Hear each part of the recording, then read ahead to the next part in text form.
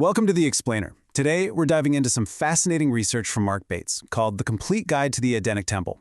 We are going to use ancient Near Eastern history and some seriously rigorous biblical scholarship to completely shatter your preconceived notions of the Garden of Eden. Seriously, everything you thought you knew about the beginning of the human story, it's about to be flipped upside down.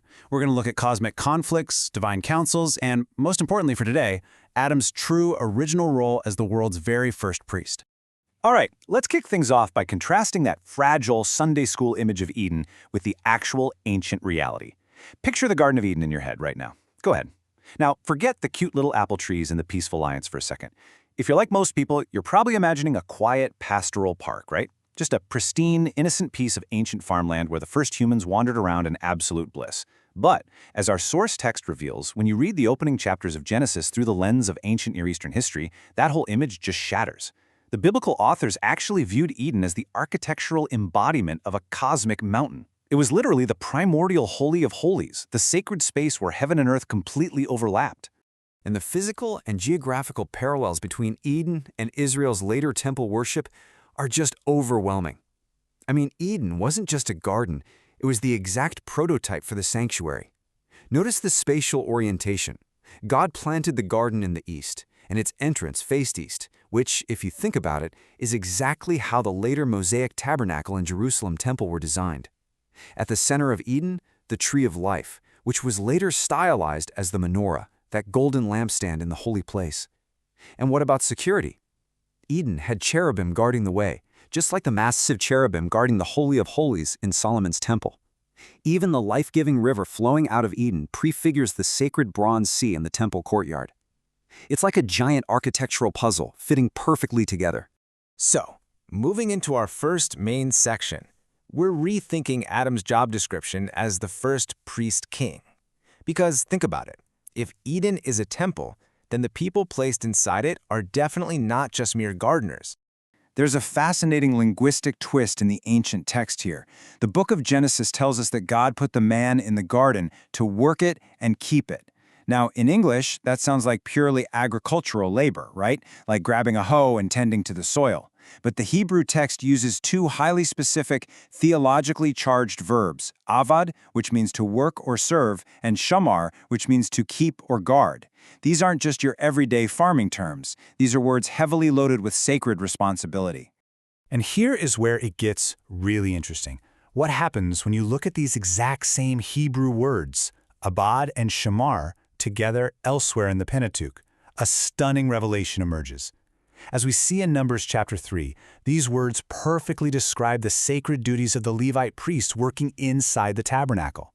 They are literally commanded to keep guard over the congregation and do the service of the tabernacle. So Adam wasn't hired to be a landscaper. Actually, scratch that. He was placed in the garden as a sacerdotal vice-regent. He was the archetypal high priest, tasked with upholding the absolute purity of God's sacred space. Furthermore, this priestly vocation was completely tied to his royal identity as the Tselem Elohim, or the image of God. You see, in the ancient Near East, kings would place physical, lifeless statues of themselves in distant territories just to declare their sovereign rule over that land. But God did something entirely different. He didn't just install a stone statue in his cosmic temple, he installed a living, breathing human being. Adam was given a massive mission as a vice-regent, to take the order, beauty, and divine presence found within the garden and extend it outward into the untamed wilderness. The ultimate goal was to expand the borders of the Edenic sanctuary until the entire globe was filled with the glory of God. How incredible is that? But as we know, this story takes a pretty tragic turn.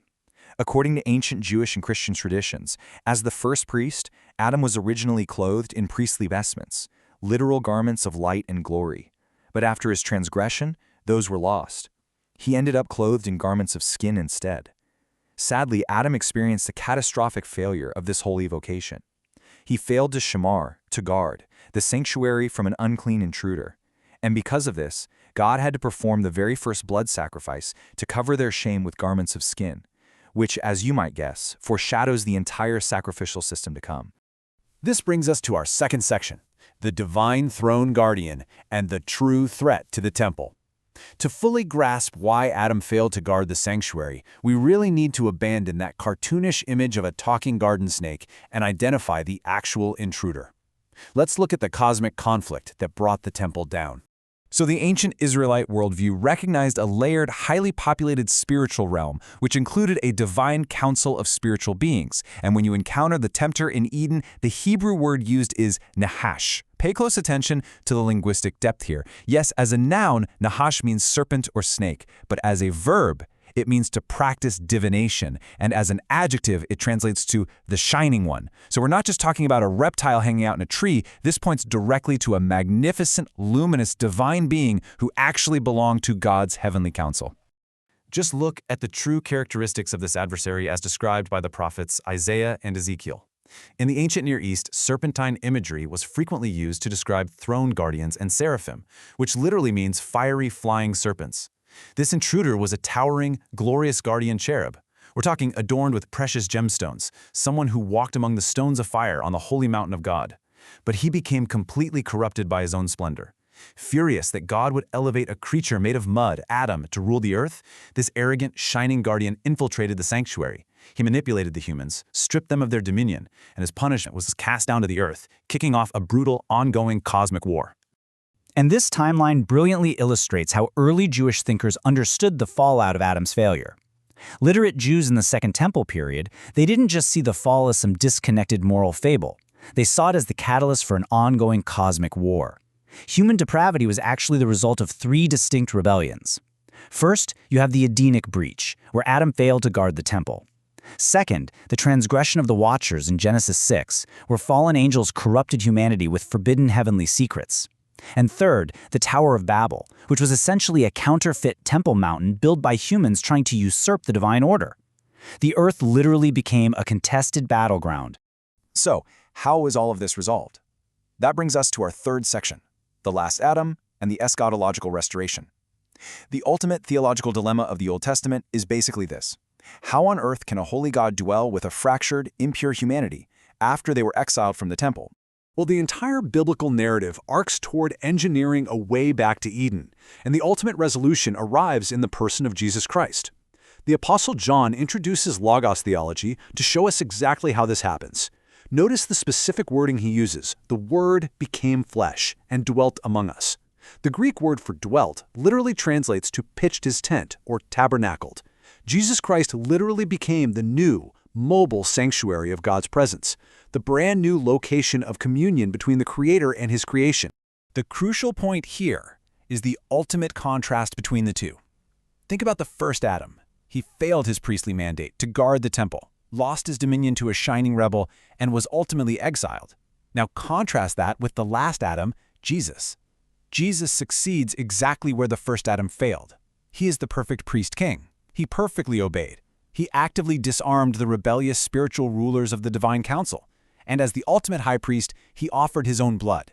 In doing so, he definitively tore the temple veil from top to bottom, throwing open the way back to the tree of life. And this leads us to the absolute climax of the restored priesthood.